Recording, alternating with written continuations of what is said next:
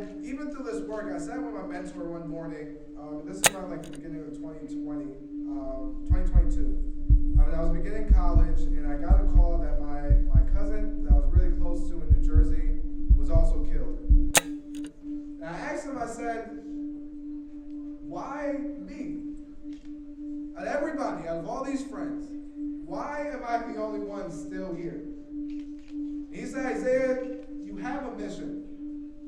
You have a mission, one, to accomplish what they couldn't, but two, to right the wrong, to ensure that this doesn't happen to any other generation.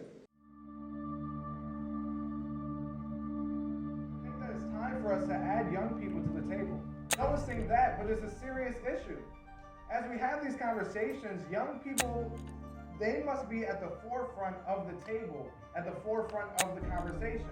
Because they understand, nobody understands young people like young people. Two, understanding that there isn't any qualification that you need to make change happen. And I can attest to that so much because I have spoken on panels when I was at the Governor's Mental Health Summit, executive directors, doctors. I've sat at tables where I was the only young person, and there's times that people treated me as that. But I've always stood understanding that I belong in this room. I belong at this table. And I may not have a doctorate, but I have a doctorate in my experience. I may not be a senator, but I'm the senator of my generation. We see the suicide, if they just had one safe space.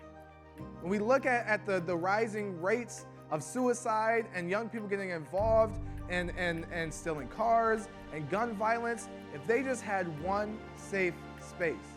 I think that today, throughout this conversation, it's been amazing. But I think that what we all have to walk out of this room for is we have to create one safe space.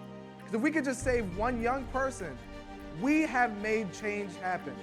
Board member, 19-year-old Isaiah Santiago. 19-year-old Isaiah Santiago is now the youngest commissioner ever elected to the Rochester City School Board.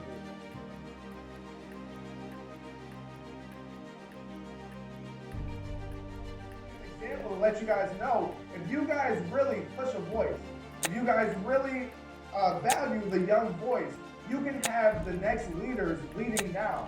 Young people aren't next. Young people aren't tomorrow. Young people are today. As we see young people at the forefront of our issues, young people are today and they should be at the forefront of the conversation.